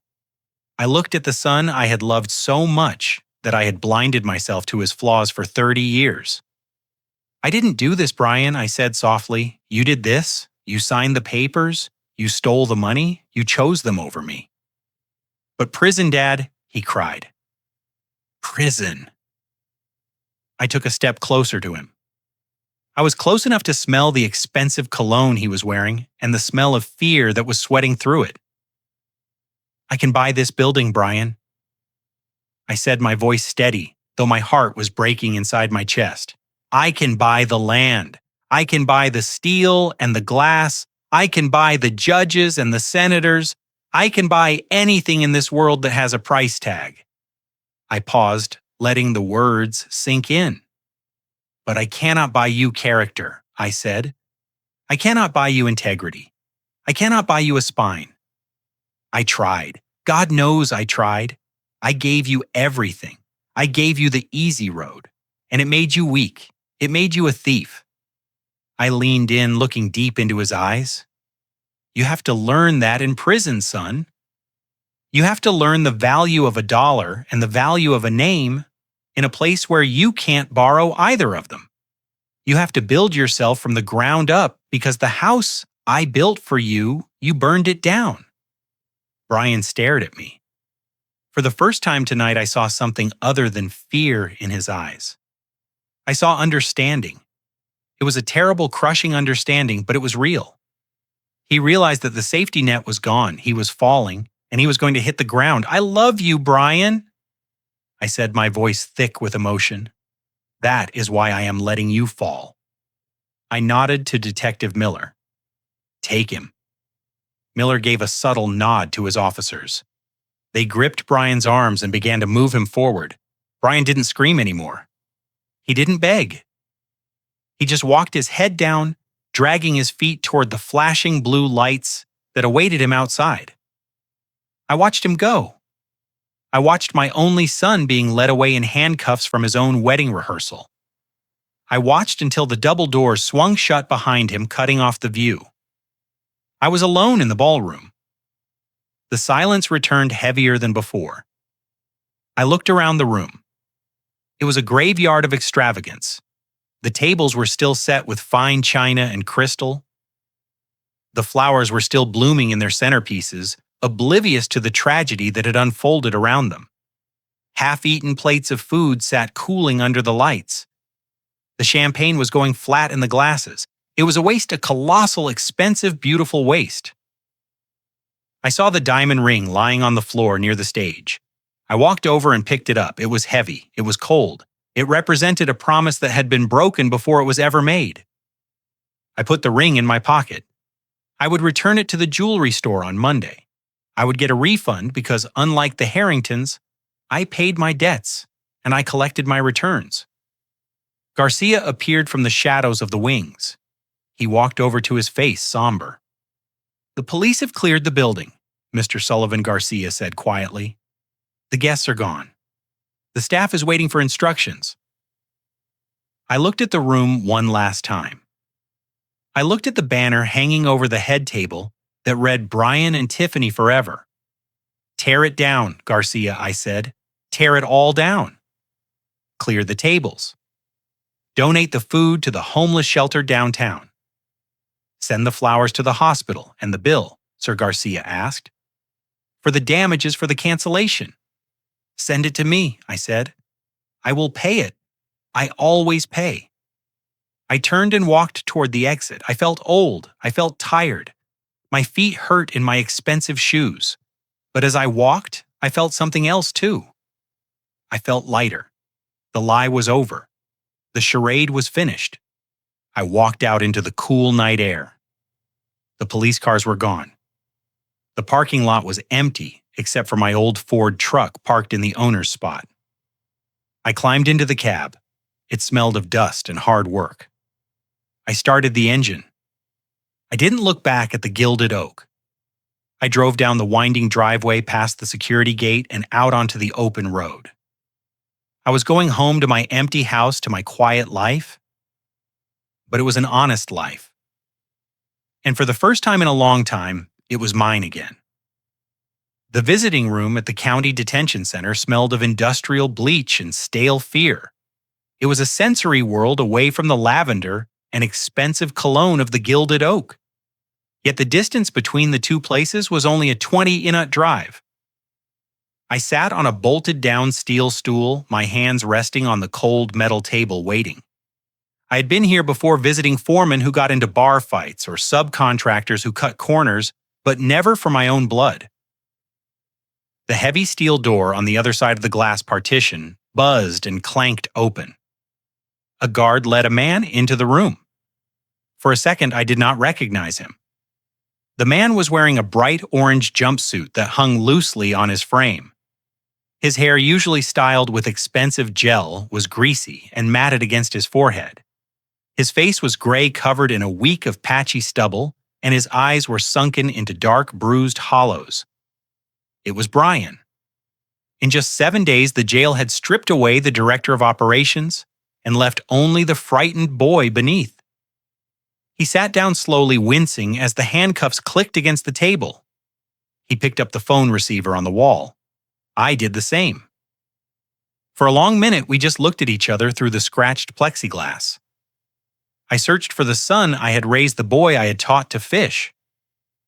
But all I saw was a stranger who had tried to bankrupt me.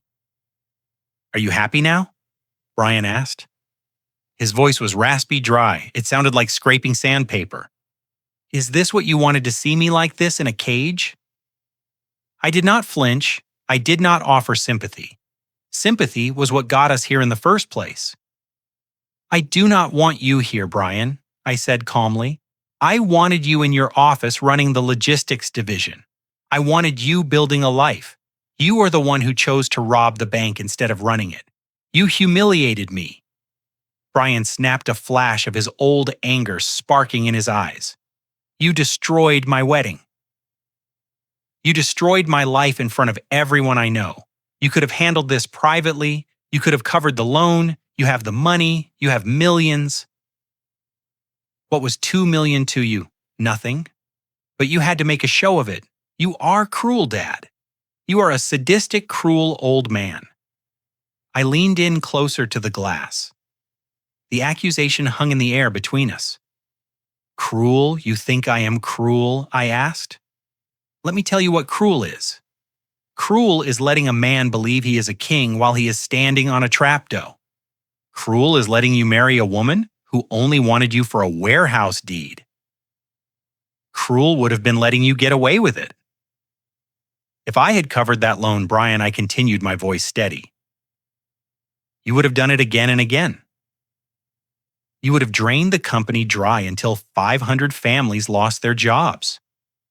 You would have ended up in federal prison for 20 years instead of county jail. I stopped the bleeding. It hurt. Yes, amputations always hurt, but they saved the patient. Brian slumped back, the anger draining out of him, replaced by a crushing defeat. It does not matter, he whispered. My life is over anyway. Ben Stone came to see me yesterday. He said the district attorney is pushing for grand larceny and corporate fraud. He said, I am looking at 15 years minimum. He looked at me, tears welling up in his eyes. 15 years, Dad? I will be almost 50 when I get out. I will have nothing. That is why I am here, I said. I reached into my jacket pocket and pulled out a single sheet of paper. I unfolded it and pressed it against the glass so he could read it. It was a plea agreement. I spoke to the district attorney this morning, I said, and I spoke to Ben. We have come to an arrangement, but it depends entirely on you. Brian squinted at the paper. What is this? He asked. I am withdrawing the request for maximum sentencing, I explained. I am classifying the $2 million not as a theft, but as an unauthorized executive withdrawal, provided that full restitution is made immediately. If you agree to the terms, the DA will drop the fraud charges down to a lesser count. You will serve 18 months, maybe 12 with good behavior. Brian's eyes widened. 12 months. It was a lifeline. It was a miracle. 12 months, he breathed. You would do that. I am not finished, I said sharply. There are conditions, severe conditions. I pulled the paper back and folded it. First, full restitution. That means I am liquidating everything you own. The downtown condo is already on the market. The Audi is being sold this afternoon. Your investment accounts, your 401k, your watch collection. Everything goes back into the company accounts to cover the hole you dug. You leave here with the clothes on your back and not a penny more. Brian nodded frantically. Take it all. I do not care. Second, I continued. You are fired. Obviously, you are banned from Sullivan and Company premises. You will never hold an executive position in my company again, and you are disinherited. Brian froze. Disinherited. I am rewriting my will this afternoon. I said the trust fund, the future, shares the estate. It is all gone. You're out of the will, Brian. Until you prove to me that you can build a life with your own hands, you get nothing. But Dad? Brian stammered. How am I supposed to live? When I get out, I will be a felon. I will have no home, no car, no money exactly, I said. You will be exactly where I was when I started this company 40 years ago. You will be at zero. I looked at him, and for the first time, I let the mask slip. I let him see the pain in my eyes. I gave you everything, Brian. I gave you the elevator ride to the top floor, and you didn't respect the view because you didn't have to climb the stairs. Now you have to climb. But where will I go? He asked, his voice small and terrified. I heard they are hiring laborers at the Railard, I said. It is hard work, honest work. It pays minimum wage. It builds character. You want me to work at the Railard? Brian asked, incredulous. I want you to learn the value of $1. I said, I want you to understand that money represents sweat, not magic. I want you to become a man, Brian, not a director, not an heir, a man. Brian stared at the table. He was trembling.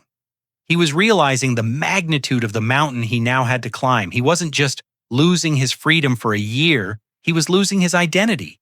He was losing the soft, cushioned world he had always known. Why, he whispered, why not just let me go? Why strip me of everything? Because I love you, I said. He looked up shocked. You think this is hate? I said hate would be bailing you out and letting you turn into Richard Harrington. Hate would be letting you live a lie until it destroyed you completely. This is love, Brian. This is the hardest thing I have ever done. I am breaking you down so you can build yourself back up. And this time, you will use your own bricks. I stood up. My knees popped. I felt every day of my 70 years.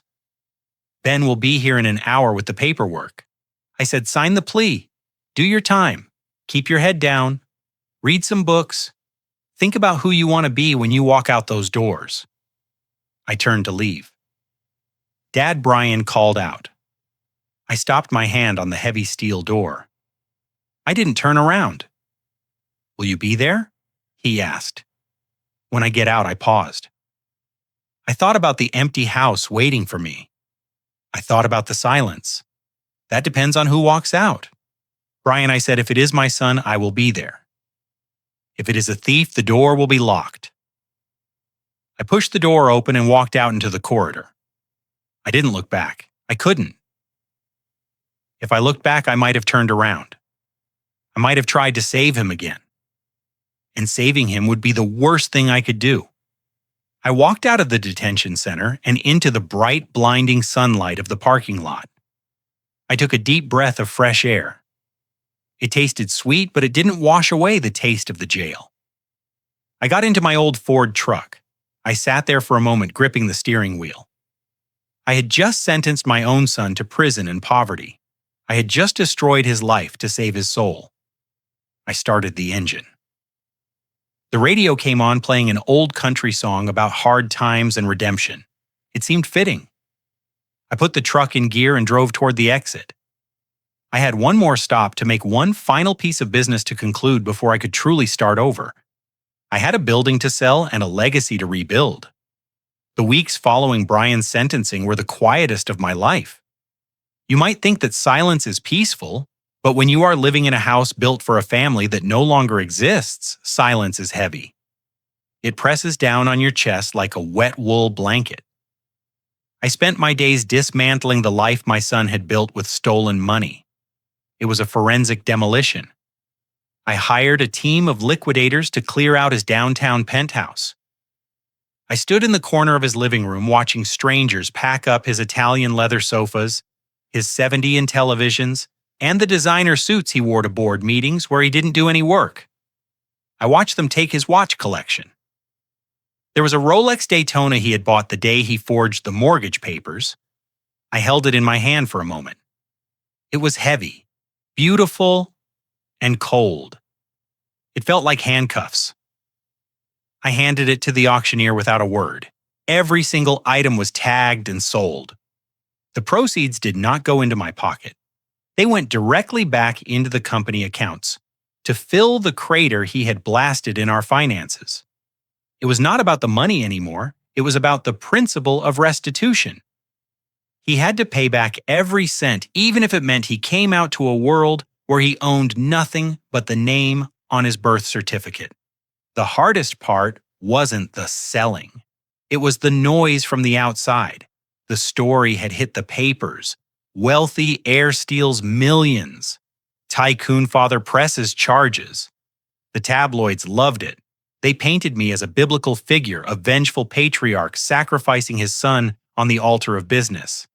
They didn't see the nights I sat awake in my study staring at the phone, fighting the urge to call the best criminal defense lawyer in the state and make it all go away. It would have been so easy. I had the money. I had the connections. I could have pulled strings, claimed it was a misunderstanding, paid off the lenders, and Brian would have walked free with a slap on the wrist. But I knew that if I did that, I would be signing his death warrant. Not his physical death, but the death of his character. If I saved him now, he would never be a man. He would be a permanent child waiting for Daddy to clean up his messes. So I sat on my hands. I let the phone ring. I let the months drag on. About 3 months into his sentence, I had a visitor at my office. My real office at the construction yard, not the glass tower. It was Cynthia Harrington. She arrived in a taxi because the Bentley had been repossessed the week after the wedding disaster. She looked older. The veneer of high society had cracked, revealing the desperate, tired woman underneath. She didn't come to apologize. She came to negotiate. She marched into my office past the secretary and slammed her purse on my desk. She told me that I had ruined her family. She told me that Richard was facing 5 years for fraud and that Tiffany was having a nervous breakdown because her social standing had evaporated. She demanded a settlement. She claimed emotional distress. She claimed that Brian had promised them financial security and that as his father, I was liable for his broken promises. I let her scream. I let her vent all the poison that had been festering in her entitled heart. When she was finished panting and red-faced, I opened my desk drawer. I pulled out a single file. It was the dossier Garcia had compiled on their debts. "Cynthia," I said, my voice low and steady, "you are not a victim here. You were an accomplice. You and your husband saw my son not as a person, but as a host organism. You latched onto him and you sucked him dry. You encouraged him to steal. You celebrated his theft." I pushed the file toward her. "My lawyers have drafted a civil complaint naming you and Tiffany as co-conspirators in the embezzlement scheme." I lied. I hadn't filed it yet, but she didn't know that. "We have the emails, Cynthia. We have the wire transfers to your shell company. If you want to talk about settlements, we can talk about you joining your husband in federal prison. Or you can walk out that door, never say my name again, and find a job like the rest of us." Cynthia looked at the file. She looked at me. The fight went out of her instantly. She grabbed her purse, her hands shaking, and backed out of the office. I never saw her again. It was a small victory, but it felt like cleaning a wound. I was scrubbing away the infection so the healing could finally begin. The holidays were the worst. Christmas Eve came with a biting cold that rattled the windows of my empty house. Usually the house would be full. Brian would be there. There would be a tree music food. This year there was just me and a bottle of scotch. I sat by the fireplace watching the logs burn down to ash. I thought about Brian in his cell. I wondered if he was warm. I wondered if he had anyone to talk to. I wondered if he hated me. I received a letter from him in January. The envelope was stamped with the seal of the correctional facility. I didn't open it for 3 days. I was afraid of what was inside. I was afraid it would be more begging, more accusations, more manipulation. When I finally worked up the courage to tear it open, I sat at my kitchen table, my reading glasses perched on my nose, bracing myself for the anger. But there was no anger. The letter was short. The handwriting was cramped and messy, written with a dull pencil. "Dear Dad," it read. "I am sorry. I know that doesn't fix anything. I know I broke everything. I am working in the laundry here. It is hot and it smells like bleach, but it keeps my hands busy. I think about the warehouse a lot. I think about how you looked at me on that stage. You were right. I was weak. I am trying to get stronger. Do not come visit me. I am not ready to look you in the eye yet. I just wanted you to know that I am paying my dues." Brian, I read that letter until the paper wore thin. It was the first time in his life he hadn't asked me for something. He didn't ask for money. He didn't ask for a lawyer. He didn't ask for forgiveness. He just acknowledged his debt. It was a small spark in the darkness, but it was enough to keep me going. I went back to work with a renewed ferocity. I threw myself into the business, not the boardroom side of it, but the dirt and concrete side. I needed to reconnect with the source of my wealth. I needed to remind myself and everyone else that Sullivan and Company wasn't built on fraud. It was built on sweat. I visited job sites at 5 in the morning. I drank coffee with the foreman. I inspected welds. I walked the steel beams 60 stories up, feeling the wind bite my face, reminding myself that I was still alive, still capable, still the man who built this city. I was rebuilding my reputation, yes, but I was also preparing the ground. I didn't know if Brian would ever come back to the company. In fact, I was almost certain he shouldn't. But I wanted to make sure that the company still stood for something honorable, just in case he ever found his way back to himself. I wanted the name Sullivan to mean something again. Spring turned to summer. The days got longer.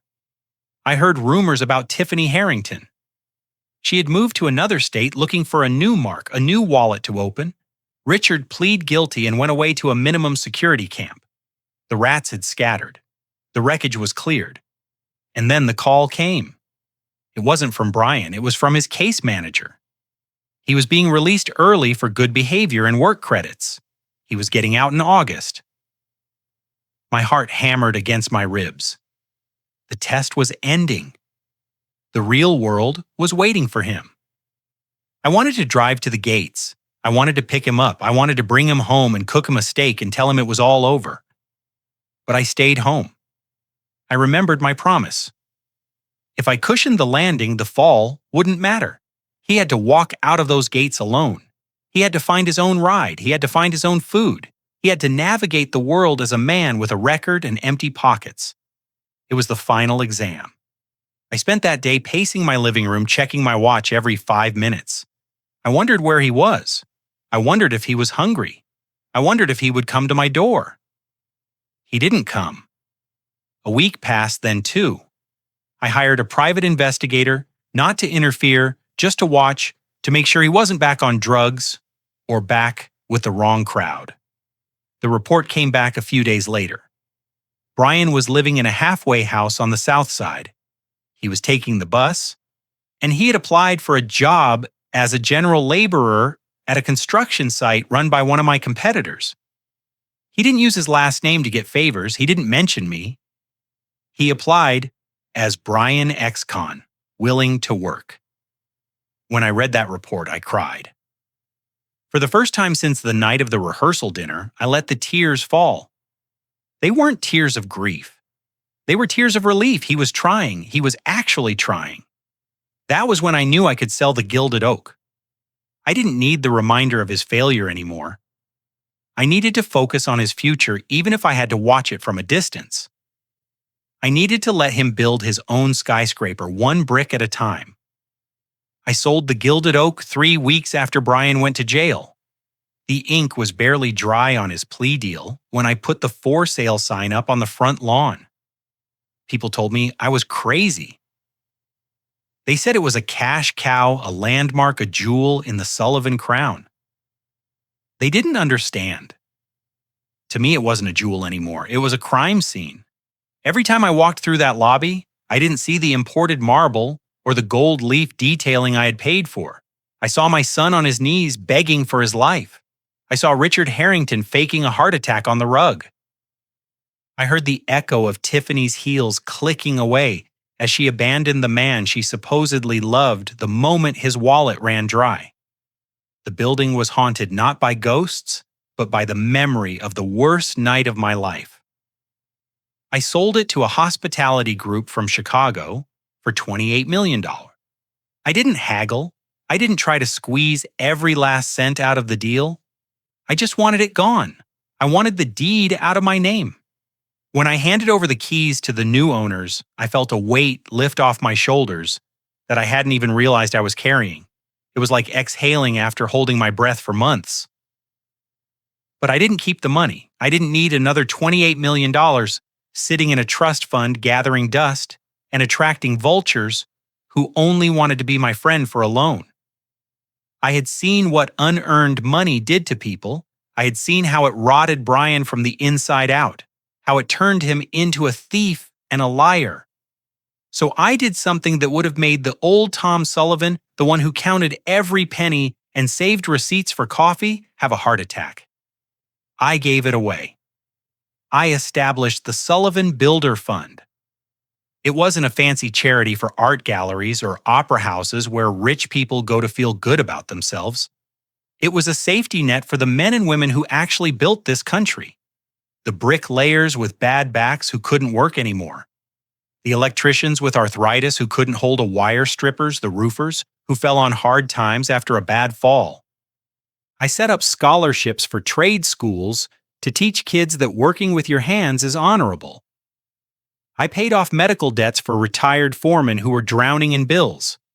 I built affordable housing for veterans. I used the money that had destroyed my family to rebuild the lives of strangers. And for the first time in years, I slept soundly.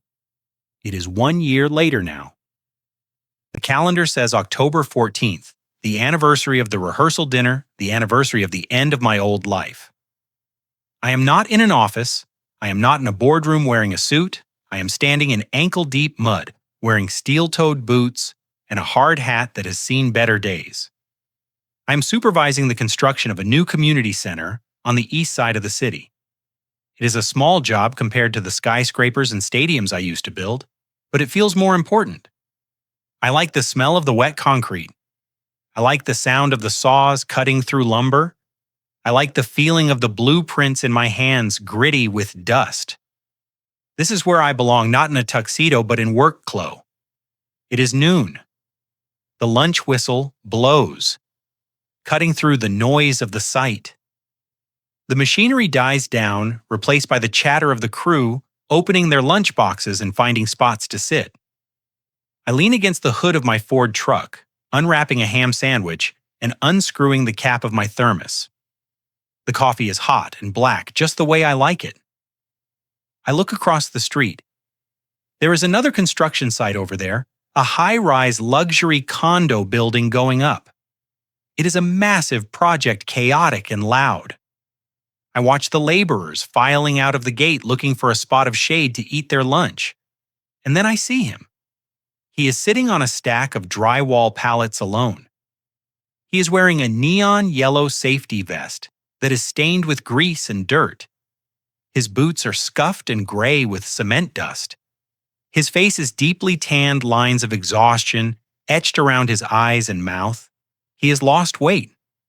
The soft, doughy look of the corporate executive is gone, replaced by the lean, hard muscle of a man who hauls lumber for 10 hours a day. It is Brian. He got out 2 months ago. He served 10 months of his 12-month sentence. He got out early for good behavior. He didn't call me when he was released. He didn't ask for money. He didn't ask for a job at my company. He just disappeared into the city. I heard through the grapevine that he was working day labor, picking up shifts where he could find them carrying hod, mixing mortar, sweeping floors, doing the jobs that he used to look down on from his glass office, doing the jobs I started with 50 years ago. I watch him unwrap his lunch. It is not a steak dinner on a white tablecloth.